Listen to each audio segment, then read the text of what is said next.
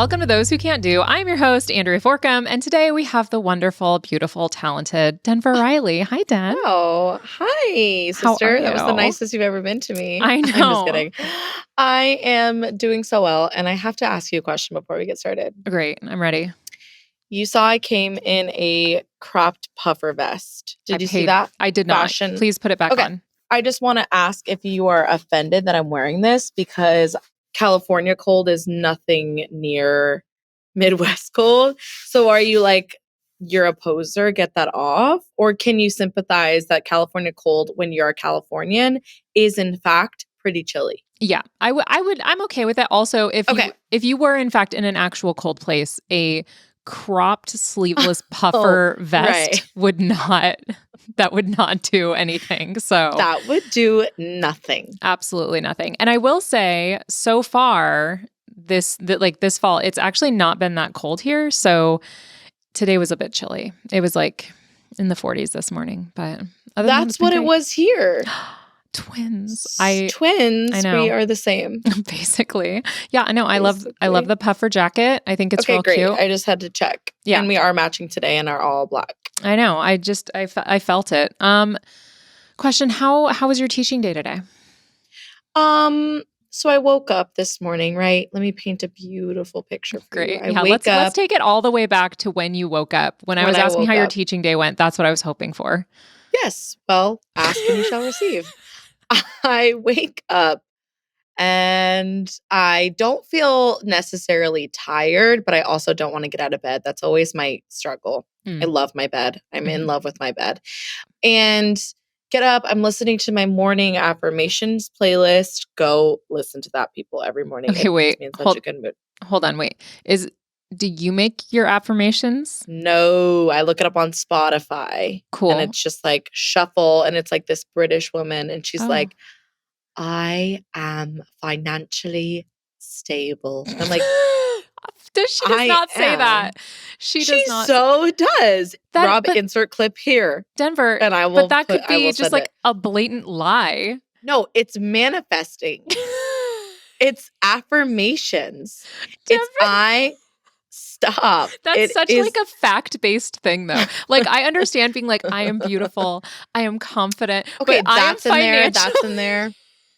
Or I think it's more so along the lines of like, financial opportunities are always seeking me. No, they're not. Shut your mouth. Here's my thing. That. I will allow you to continue in your story and your journey. Out of my apartment yet. I want you to think next time you listen to that, I want you to think of the worst person you know. Okay, great. So I want you to think of the worst person you know. Okay. Got it. They also have access to the same playlist as you.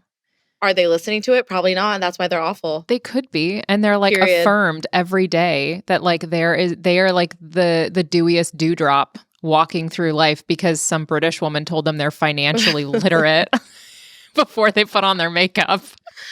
Okay, well then think of the ugliest person you know. They're probably also listening and nothing's happening because they're ugly. Oh, I guess that just proved your point. That just proved your point. Okay. That's so much worse. I was like, well, the ugly person at least would have confidence to go through their day and feeling beautiful. God. Like, you're like, but the uggos. But the uggos out there are staying ugly. Right. Staying ugly. Okay, anyways, yeah, with your day. God. Okay. I try and feel better about myself. Yeah. And then I get to work and I sit down. I get to work maybe like 40 minutes before, like, just because I've been finding I'm more productive in the morning. Like, I love this for me. Yeah. And again, I'm not necessarily tired, but I do not want to teach. Something in my bones is just like, teaching equals no thank you today. Yeah.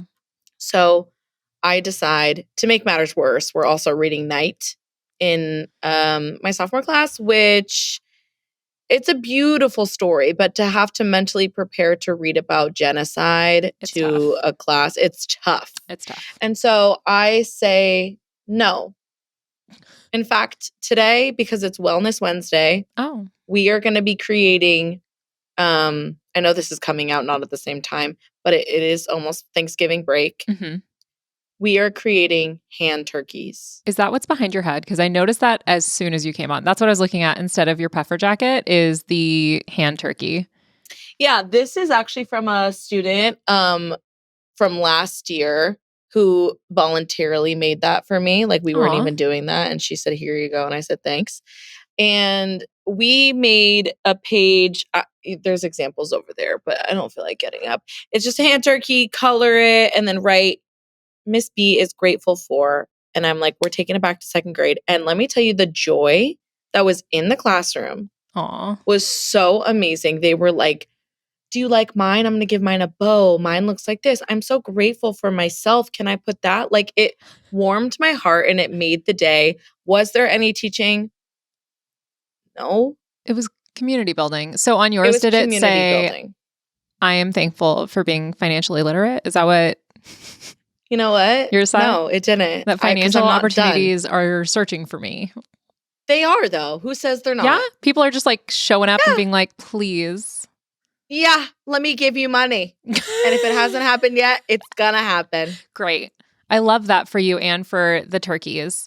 Did you know that? And again, this is coming out like in January. So everyone is like, why are you talking? Happy New Year. But did you know that they probably didn't eat turkeys on Thanksgiving? Yeah, I think we talked about that on our Thanksgiving episode, maybe. Did we? I don't know that we did. We talked a lot about a lot of things, but I don't know. It's been a minute. Hey, so we all know that history and me do not go well together. So you could tell me literally anything and I'd be like, yes, you're right. Great. Mm-hmm. So you decided instead of doing the teaching, doing some community building. Yep. That's lovely. I love that. And I have no regrets. Good. Great. And now I'm tired, but now I have a burst of energy because I'm talking to you. So obviously. Yeah. So when this comes out, it will be January 9th? Question mark somewhere? No, like mid to late January. But as we are discussing today, we just, and again, this is a nonpartisan podcast, I will say. Okay. But we just found out last night who the head of education is going to be for the United States of America. Do you know who that is, Denver? Oh my God. Do you know? Of course. Oh my God, Denver. The audible typing. Linda McMahon. Do you know who that is? Don't look at her bio. She's a former wrestling executive. Mm-hmm. She's is it Ed McMahon, I believe? Your face right now is literally my face last night. It's not a joke. It's real life. Wait. She looks McMahon. like Judge Judy. It's not Judge Judy. It's Judge Judy. So I immediately did a little Google, just as you did, because I was like, right. Vince McMahon, I have heard of. I'm not. Are you a wrestling fan? Are you a wrestling girly? No, but there's a really hot guy in the wrestling world. Is that what it is? He's like that really hot Samoan guy, and he has like a ponytail. And he's like friends with the Uso brothers. Oh, I don't know names of literally. I truly do not know anything about like WWE. I know the Bella twins, and I know doesn't your dad watch? I feel like or no. I think he did maybe when he was younger. That was like a thing. Wasn't like Hulk Hogan involved in that? Yes. Okay, then that was like his guy. That's my last. John Cena.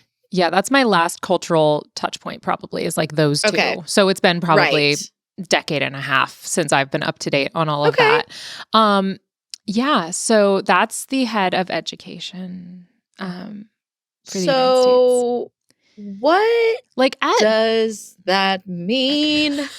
So I feel like I talk to a lot of my friends on both sides of this, political world that we live in. And correct.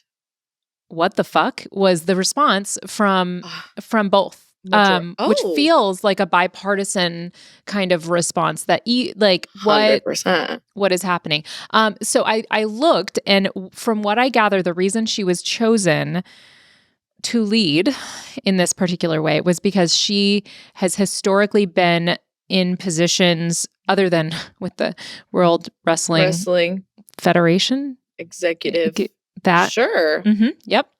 Other than that, she also had been a part of like a basically like advocacy group for parents getting more control over their kids' education. She also studied to be, I think, like a French teacher, but then when she married Vince, she just got real hard into that wrestling world, right? Like he just dragged her in there. And so she has never taught. She has no educational background that I could find. Again, like this was literally last night and that it was announced, and now that is real. Oh my gosh. I was still on Vince's thing and it said 6'2". So I got concerned there because that's very tall, but that's the man. I thought it was her. We love a tall queen here. It's fine. We do love a tall queen. Yeah. Okay, so she knows nothing about being inside the classroom and she's advocating for more parental control over their children's education. Right. And so that's happening in our fair nation. Also, not within education space. Did you know that the head of, what is it, Health and Human Services is Dr. Oz? You're lying to me. No. Hold on a second. Head of. I love so much that this is happening 2 months after some of these things. So people are like, yeah, how does she not know? But this happened like today and yesterday. Yeah. So I was under the impression that Dr. Oz was equivalent to Dr. Phil, where they were like fake doctors. Actually, no, let's retract everything I just said. My dad, which by the way, my dad is a huge fan of the podcasting world and he wants to do a podcast of his own. Oh. He was talking about on the radio once upon a time that Dr. Oz and another fellow had do you know where this is going? No. Okay, well it was a radio show where teens could call in and basically ask for like, I don't know if this is problematic advice, but like sex advice. Oh. So like Dr. Oz would be there to be like the medical side, and then this comedian guy would be there to offer like the comedic relief. Okay. And it sounds very interesting and kind of problematic, but he said it was really like good for these teens who just like didn't know. They don't know anything. They're very ignorant. Well, so I have no idea how I started talking about that. Oh, Dr. Oz.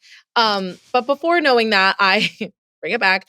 I, again, was under the impression Dr. Oz and Dr. Phil were under the same umbrella of like fake doctors.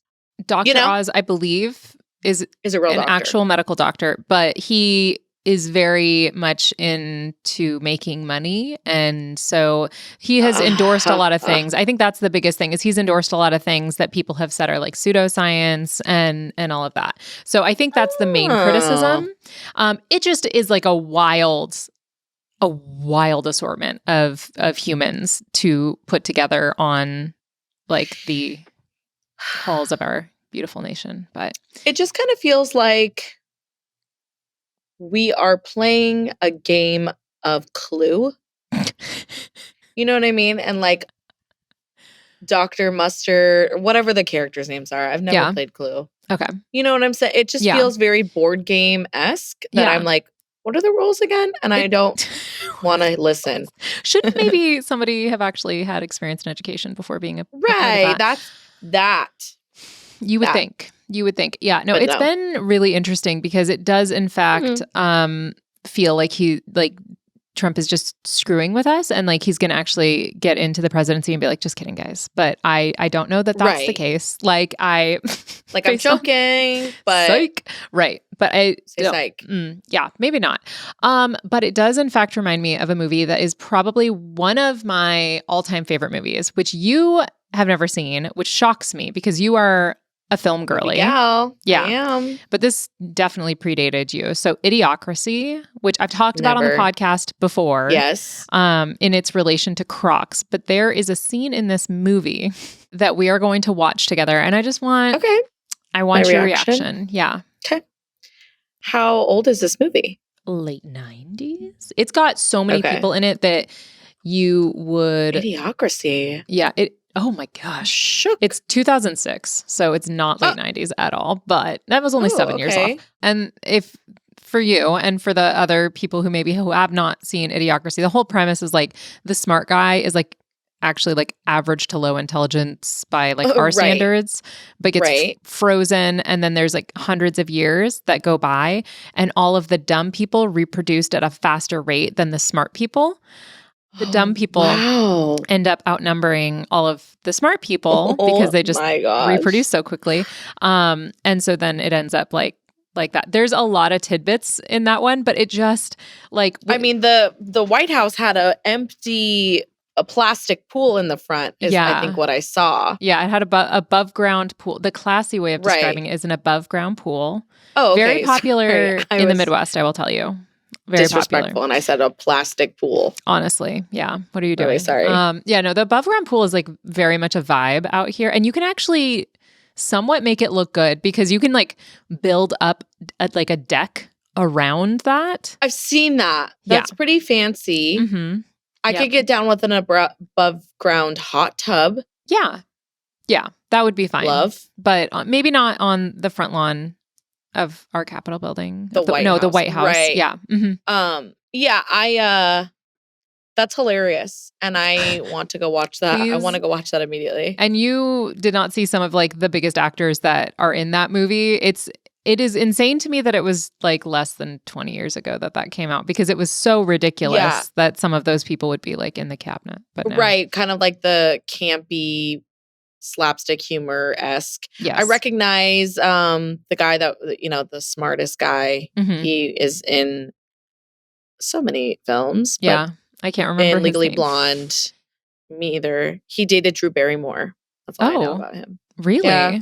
Luke Wilson. He's a Wilson. Luke Wilson. Luke Wilson, We both got that. Mm-hmm. Well, I did not get it. It's just because Rob typed it into my document. Oh, so okay, right. And Rainn Wilson. He's the other. This is his brother.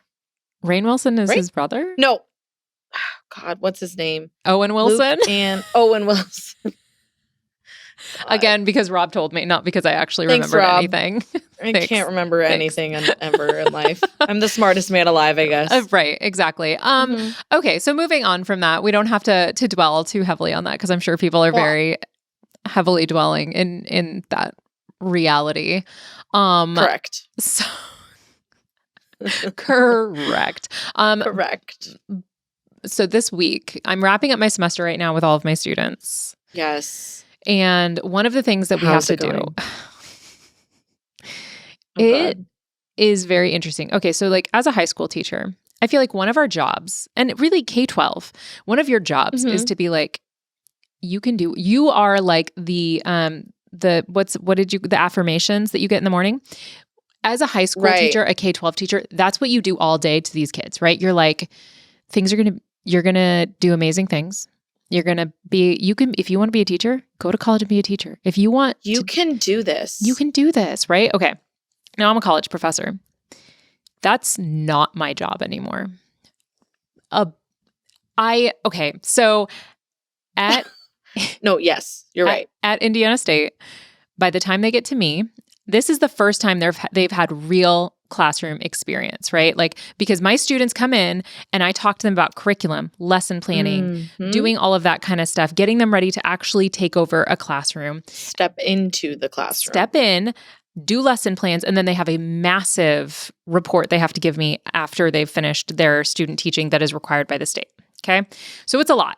And sometimes it is my job to look at a young adult and say, teaching is not. Choose a different career. Choose a different career. It is horrible. I have never had to do that before. And I agonize about it because I have always thought like, well, teaching is a hard career. Not everyone can do it. But that whole like not everyone can do it thing, I never considered that I would have to be like, you should not teach. So, okay, this is a question of, as I can't really wrap my head around having to do that. So I'm going to, is this something where you came to the conclusion, I have to do this for this person? Or is that like do you think a universal professor in your position job of, okay, you also have to let your students know when it's not time going to to happen. Yeah. And I talked to Steven about this a little bit, because in STEM, they don't care about your feelings. They will literally be like, you're too dumb to become a doctor, do something else. Oh, right? Like, okay, I'm already crying. Yeah.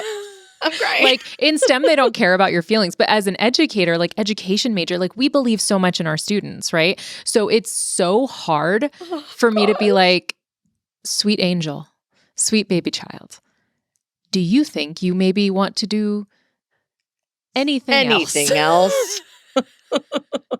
And here's the thing, like, it's not just it's not a vibes thing. It's not like I'm like, wow, like, I just don't feel like you're vibing with teaching. It's like, there's documented challenges that you are not overcoming. And I always leave it up to them, because they can retake the class because if you are failing my class, sometimes it's because you didn't do the paper, you didn't meet your deadlines, and you just need to repeat. It's not that you can't be a teacher, right? It's not that you're bad at teaching.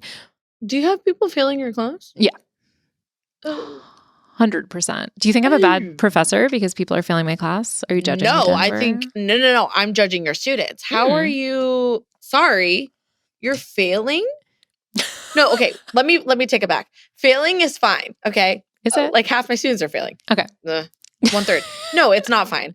But I just was I from my days in college yesterday, I made it a priority. Like, school is my job. And especially with my career, I knew this is what I wanted to do. Mm-hmm.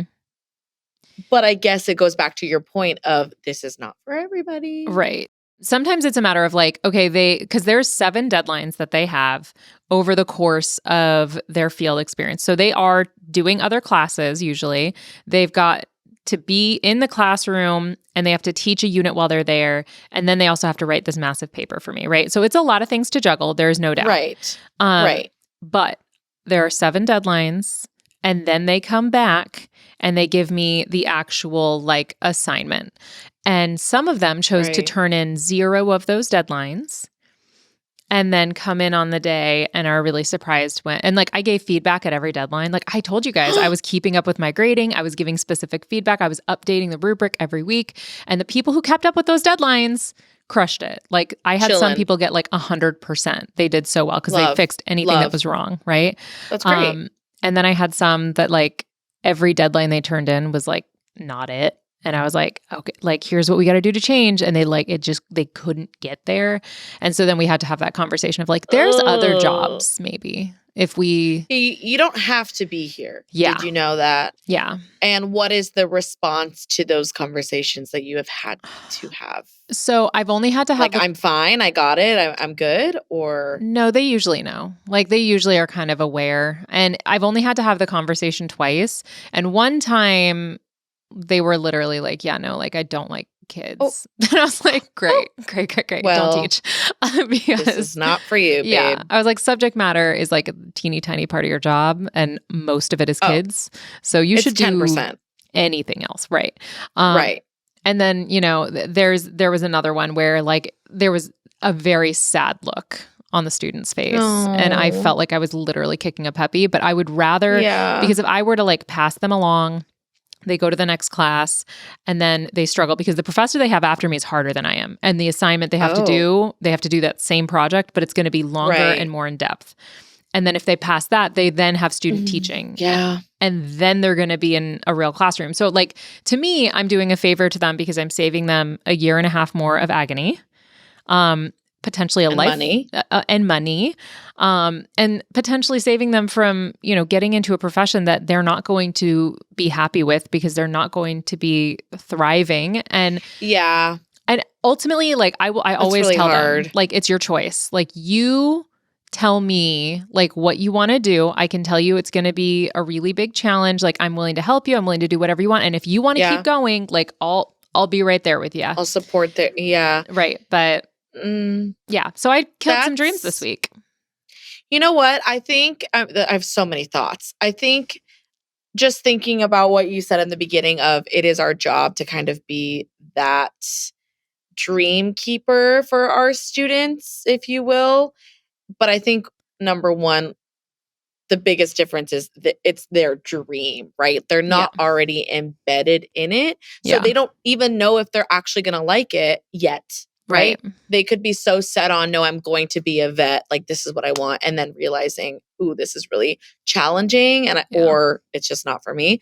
But when you're already in it of like, I'm here though. Yeah. And that's what, as you know, I'm studying to be an actress. That's what we talk a lot about it's just, there's so many different categories. We talk a lot about that in my acting class of my acting coach, who is just so savage and unhinged, but having to have conversations like that as well of like, I know this is a passion of yours, right? But I don't know if the outcome is going to be what you're hoping. You know what I mean? Yeah. Of just like, yes.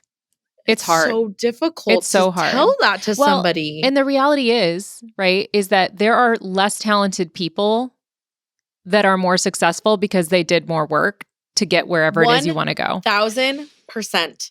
And so you're like, you might make it because. And if you really want it, I believe you'll find a way and you'll do. But if it's not every part of your soul and being, that's why I really struggled in the beginning of my teaching, just because, as you know, I think you were here when I was having that like crisis of, I don't know if I want to do this forever and or right now. And that completely changed the way I taught, changed the relationships I had with my students, changed the way that I felt prepared for the day.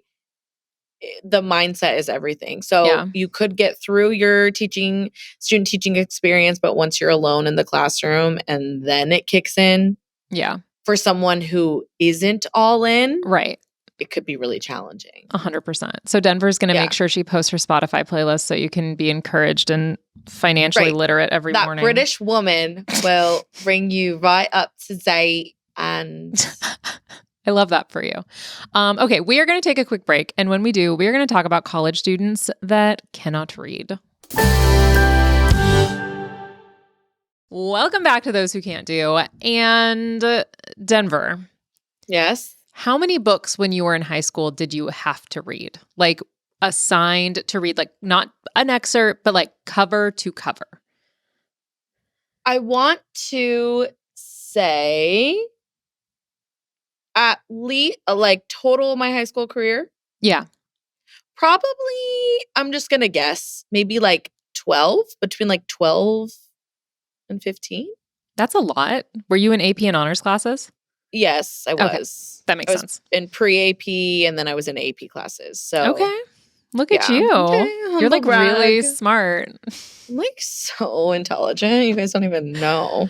So I went to a very small private school. I just flip my hair. Is that a character trait that you want to like brag a little bit about? No. No, I don't want to brag about the fact it was a private school. I would brag about the fact it was a very good education that I got. Like my parents sacrificed a lot so that my siblings and I could go there. That's so great. And it was awesome. And they had tons of books that they made us read. And I do remember in high school that English teacher I've talked about on here a million times. Like I can't remember specifically what book it was, but I started to read way more after like her freshman English class. And I know for class, I probably had, same as you, like 12 to 15 books that I had to read. But then outside of that, I asked my mom to get me like classics. Like I got Barnes and Noble used to have like these mini versions of these gold leaf classics. I know exactly. They still have those. Do they? By the way. Yeah, they do. Gosh. No, I know exactly where, and they're beautiful. The cover and oh my gosh. No, I know. Gorgeous. They still have them. Yep. Yeah. And my mom bought me all of them. Love. There are some books in there that I don't think she did a little content check on. Have you ever read Lady Chatterley's Lover? No, I haven't, but it sounds a little scandalous. It is like the first spicy smut that kind of was popularized. Like it is. Your mother didn't even know. She didn't. She bought me my very first smut book. Thanks, Mom. It's really beautiful. Yeah.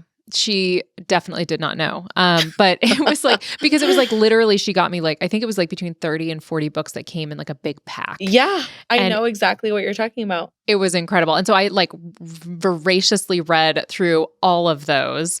And so that like, that's my reading. And of course we're both English teachers. So like we love. There's a passion for that anyways. There is. And now we're seeing that students are getting to college and have not ever actually read a book from cover to cover. You brought an article from The Atlantic, I think is what it is, that talks about how, and it's like, it says elite college students. So we're talking like Columbia. High universities, correct. Yeah. And these students, it's not that they are not intelligent, it's that they literally have never read a book cover to cover because it's easier to cheat, I think is a big part of it. What were some of the other reasons that they talked about? I think, well, we can thank Abby, who I feel like people think is a fake person because she's not on the show, and I think she's a fake person sometimes. Abby was in our lunch group, and Abby, when I went back last year for Disney, that's right. She was not there because she went back to spend time with her family. We have a Marco Polo video group that she has been on one single time that she made a video until like last week, where everyone was having their lunch and they all filmed her and asked questions that everyone went. There's like a round table. A round table for sure. And I just think we make fun of her that she's a pop star and she lives a secret life. That's why she can never hang out with us. Yeah. But she did send this article for us to discuss. But she sent this article. And I think what sparked our conversation actually was we were on our way to the Vitamin String Quartet, which, by the way, if you don't know who those people are, they do all the music for Bridgerton. Love it. Going on a tangent a little bit. They're amazing. It's okay. But we were talking about our students using AI and how frustrating. Lauren has talked to us a little bit about how frustrating her classes specifically have been so dependent on AI with writing their essays, with doing quiz corrections or analysis or whatever it is. There's just no, I don't even know what the word is. Like there's no it's desire. like there's no hard work. There's no like, I understand that this is work that I have to do. It's how can I get around doing this? Yeah. Including reading. Yeah. And it's so difficult because I don't know how we put like the genie back in the bottle with this, because agreed. I remember when I was in high school, we had Spark Notes, right? Like we had the literal blue book that explained and summarized for us. And I remember people would take that and cheat that way. People would get paid to do other people. Like cheating has always been a thing, but it's never been this. Yeah, it's never been this easy. Like never been this accessible. And I'm seeing it on the college end. I'm seeing, I was talking about those giant writing projects and stuff. And I see occasional AI. With that one, it's really, really hard to successfully use AI because I'm literally asking them to take the lesson plan that they did and analyze it, talking about specific students. So by the time you've typed all the things into AI to get that. Very personalized. Yeah. Yeah. Which is one way that you can try and avoid AI. But oh my gosh, that was the other thing. We just had this big meeting with my class and my colleagues' class, and we told them we were going to be using AI checkers, and they're like, okay, what kind of AI checkers? And we're like, the best kind, and they're like, tier. No, right. They're like, no, well, if you use Grammarly and you take the rephrasing suggestions, it will pop as AI generated. Oh, right. Interesting. And so I'm like, okay, great point. Because when I did my dissertation, I used AI to rephrase some stuff. And so I'm like, oh my gosh, like what if somebody's like, because I didn't use AI, but like, what if somebody was like, oh, look, like this is phrased in AI generated. Yeah. And I was like, okay, well, if you guys are going to use Grammarly, Grammarly will have a little printout thing with feedback. I was like, save that and submit it. If you're concerned about it flagging, submit that with your assignment. And keep multiple versions. Keep the first version. And then that's a really good accountability tactic. I feel like that's the best that you could do for something like that. Right. And I feel like that's kind of what we have to do now is we have to kind of start having itty bitty little deadlines to check in. So we're seeing like a process, but the thing is like, I as long know. as we have computers in the classroom, this is going to be a battle. Like it just Which is. I think we've talked about this before as well, of me bringing up that we try and head to paper and pencil a little bit more, but how that might be really specific just for where we are and maybe like our team, because just it's everywhere. And in the article, it mentioned a student stating that they weren't even required. They've never been required to read a book cover to cover, which also, I don't know if that is because we had to. Is that an AP honors specific thing? I don't know. I think I don't know. I feel like there's so many factors into it, but if it's spreading this wild, where do we stop? Like well, you and said. I think part of it for sure has to be the fact that there's been a big push to get rid of homework. And we've done it, right? We have in fact read whole books to our classes in class. It takes time. We're still doing it. Like it takes time. It's really challenging. Even when you do, you'll have a few kids that are literally plugging headphones in so they don't hear you reading to them.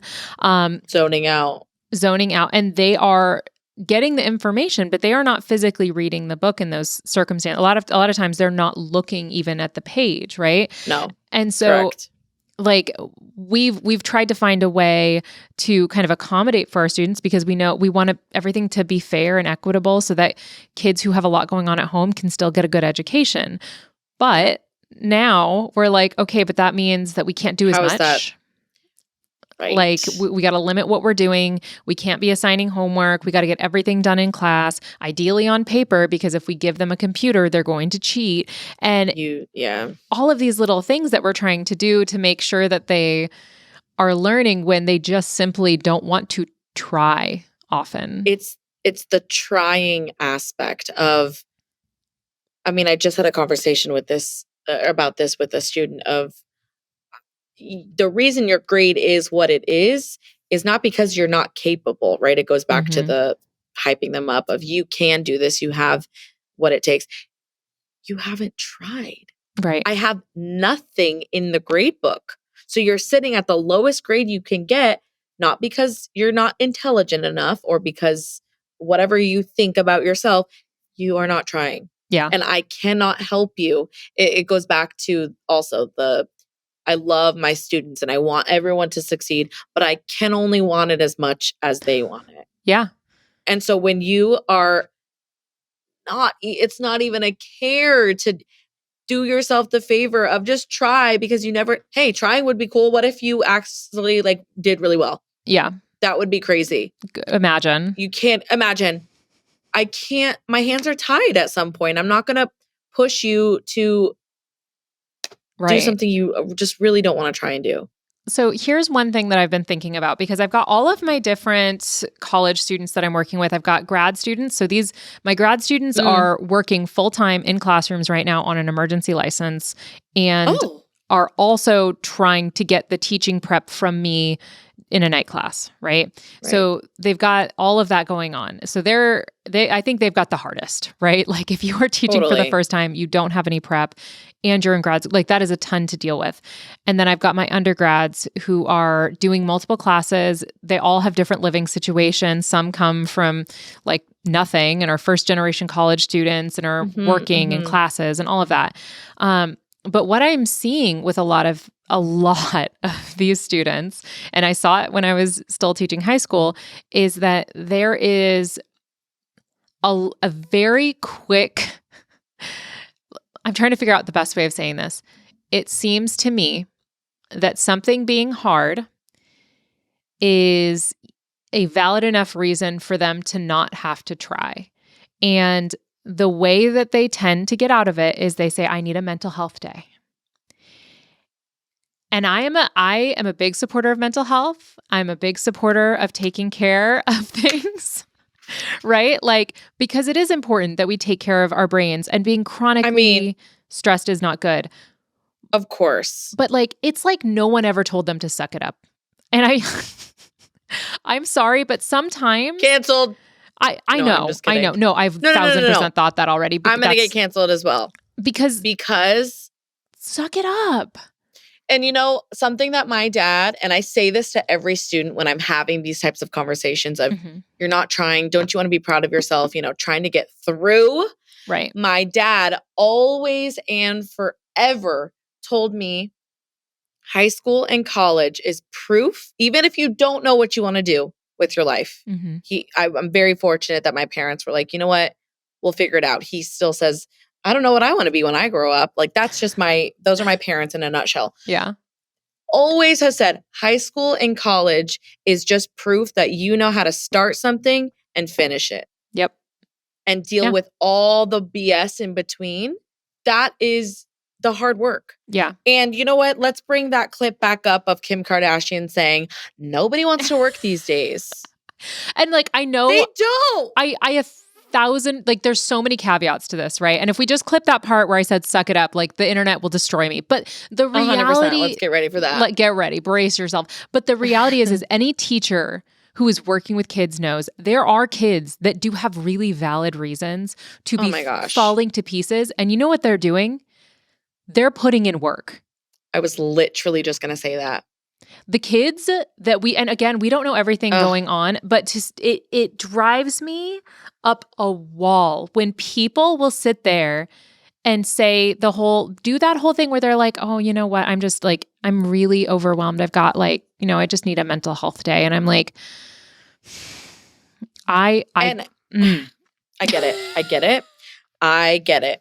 And you're right. Those kids that are, the worst of the worst of the worst situations, heartbreaking, like almost in tears.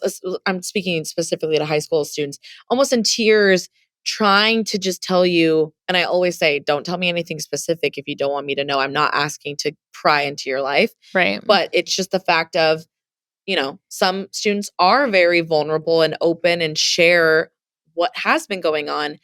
But it's always without fail followed up with, but I really want to get my grade up. Yep. And I don't know what that means and I don't know what that looks like, but can you help me? Yeah.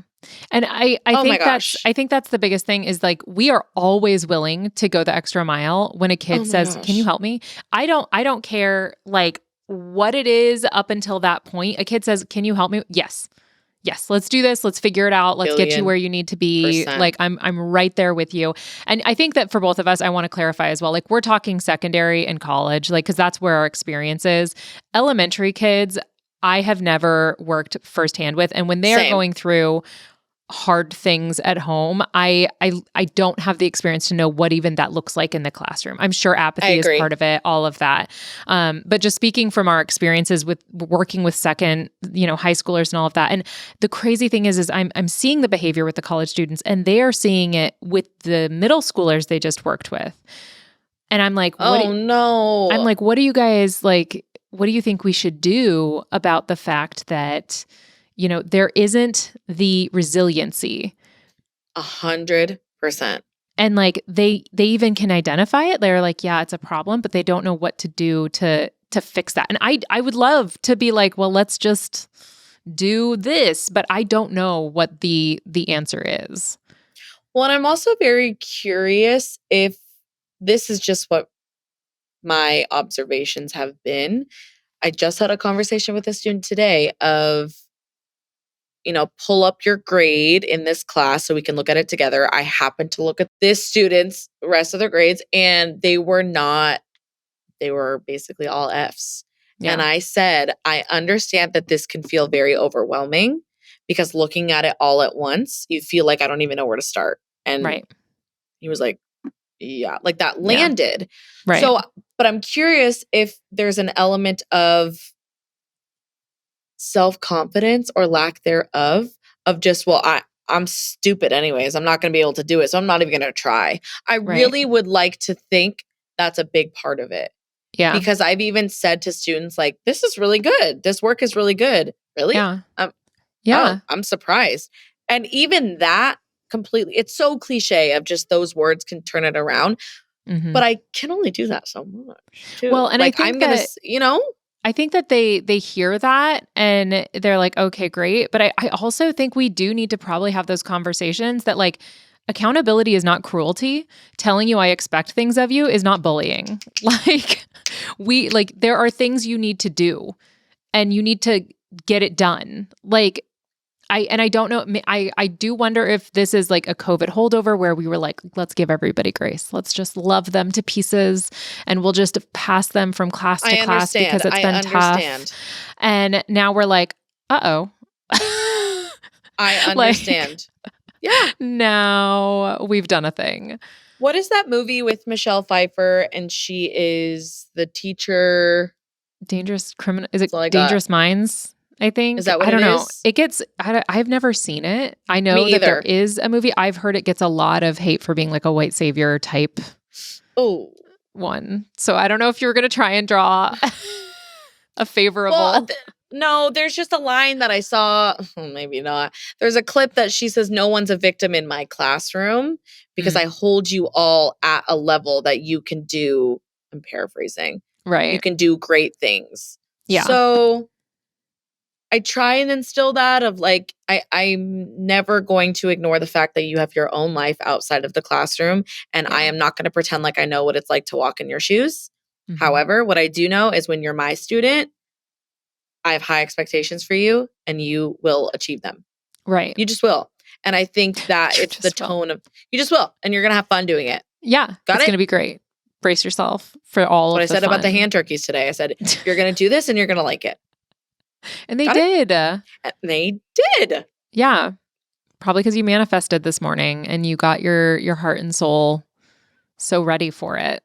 And you know what? Being financially stable, I'm talking about rich in all the factors of life.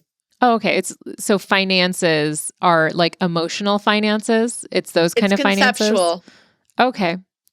It kind of feels like. And I stand by what I said. I refuse.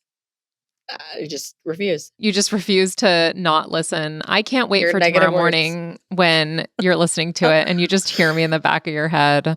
Just being like, all right. This is stupid. Yeah. Okay. I did that to one of my friends. There's this song that one of the churches I went to used to sing, and it got a lot of hate because there's a line in it. I can't remember what the song is called, but there's a line in it that this is a worship song, right? Like, so you should be like singing to God in this moment. Correct. And it's when heaven meets earth like a sloppy wet kiss is a line for, I am not lying to you. Icky. It is a David Crowder song. Not familiar. The song is called How He Loves. And it's the song is a good rhythm. Most of it is fine. And they actually went in and changed it. Who's they? The writers? The man?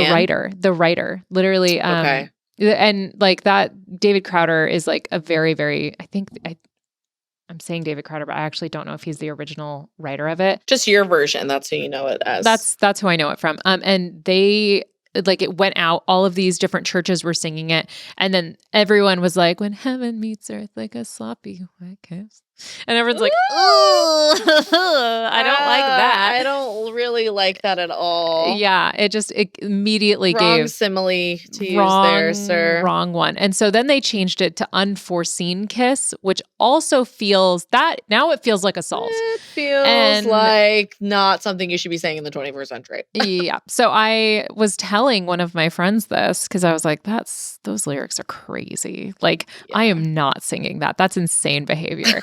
And she said, ever since I said that, every single time they sing it like every Sunday at her church. And she's like, Andrea is she's like trying to have like a spiritual experience in a moment. And it's interrupted by me being like, that's the most disgusting simile of all time. And if someone was going to do it, it had to be you. It probably did. Yeah. I mean, honestly, you're welcome. And thank you for now. You know what, though? I love it. I do. I love it because it makes me feel even more delusionally at peace with myself. Gross. Yeah. Take that. Take that sloppy wet kiss for you, babe. No, it's unforeseen now. Everybody, it's fine now. We changed it. Oh, sorry. Unforeseen. Even worse. I want the sloppy kiss back, I think, because that insinuates that I wanted it. Probably. Okay, question. Do you have anything insane that your students have done this week that you want to share, or like in the past couple weeks? I was walking past a kid and said hi to Melissa. Hey, Mr. Baya, I have pink eye. Bye. That was the full interaction. The student said that? Yeah. Oh. So that was scary and spooky, and I didn't really like that. I had this one student today who just couldn't stop like break dancing every time he like got up to go do something. Oh. Was he good? He was doing it. Okay. Great. Good for him. And I loved the passion. And I was like, what if we did that as passionately with our work? Right. Like what if we what would happen if you did that?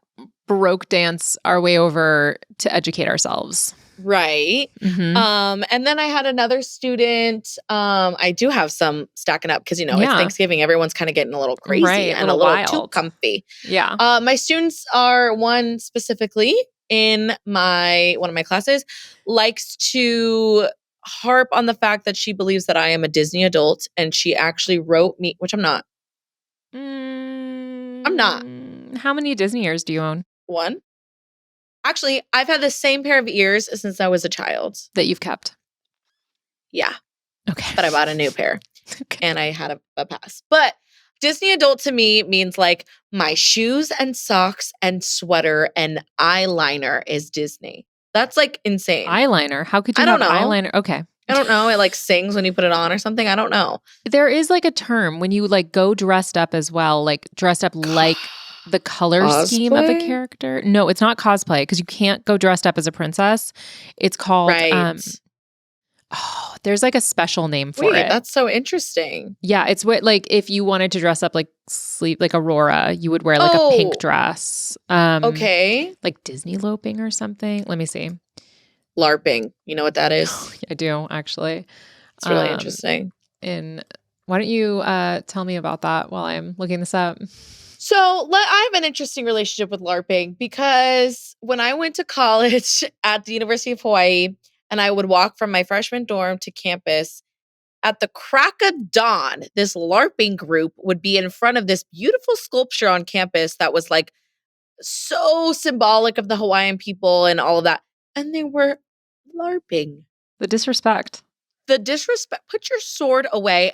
You're not a knight. Put your sword away. Don't speak this made up language. I don't know. I have strong feelings about LARPing because maybe I'm jealous and I want to do it. You want to play pretend? It's called Disney bounding, by the way. Oh, okay. Disney bounding. And I feel like if you are a Disney bounder, then you are a Disney adult. Well, because you're like, then... But I looked really cute the last time I did do it.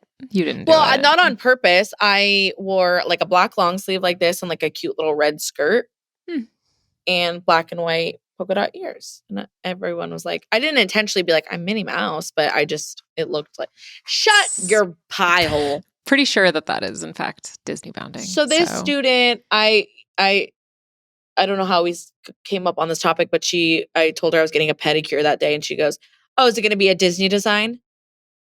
And I said, no. And she walked past me and our little crew and she said, are you talking about Disney? I said, what a hater, honestly. Of my face. No, I love it. She's the only one that we can like roast each other with. She dressed up as Steve Harvey for Halloween, if that gives you any idea of the kind of amazing person she is. No, she's hilarious. I love that she's spending her time trolling you. That's nice. No, she is doing her job. I know. It's sad that I can't be there to do it in person, so it's good that someone else is picking it up. I should send her the Spotify list that you listen to so that she can whisper those into your ear every morning. You know what? You should, because then I'll give a double dose of it, and I appreciate it. You're just making my life a lot better. I legitimately didn't know that like that was a real thing that people did, because I've seen it in movies and stuff, like where it's like books on tape, but they're like inspirational. It's just, it's morning affirmations, self-acceptance affirmations, self-esteem, positive growth mindset, self-care. It's just something that gets me my eyes open and feel like today is this is so dark and morbid. Today is worth getting up for. Wow. Because you know I'm what, just Denver? so tired.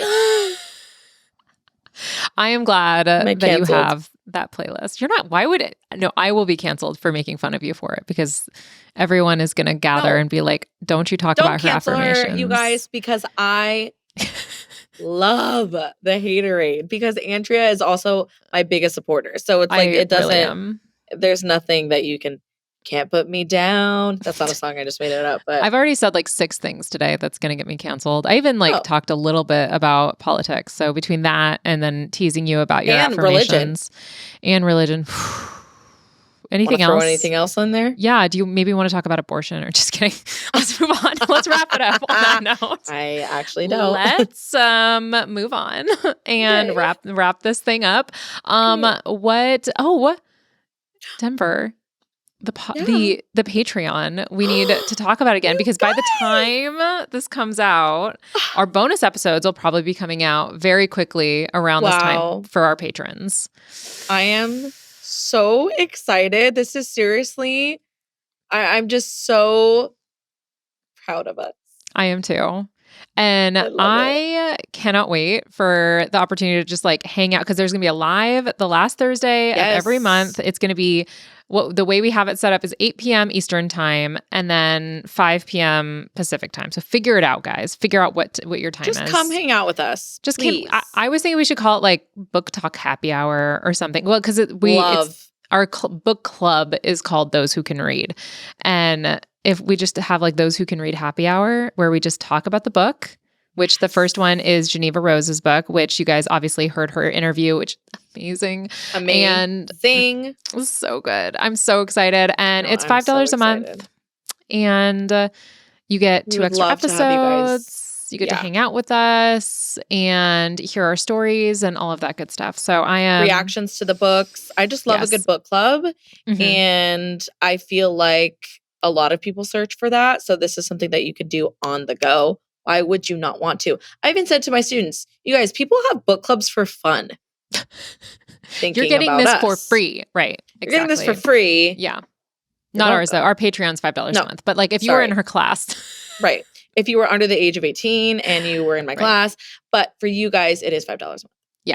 So sorry. But also please join us. And our teacher besties are all going to join. So at the live, you guys are probably going to also get to hang out with them, which is a gift, honestly. Which all of us together too, you've never witnessed anything more fun in your entire life. It's amazing. So for $5, you get to hang out with all of us. I mean, that's a steal.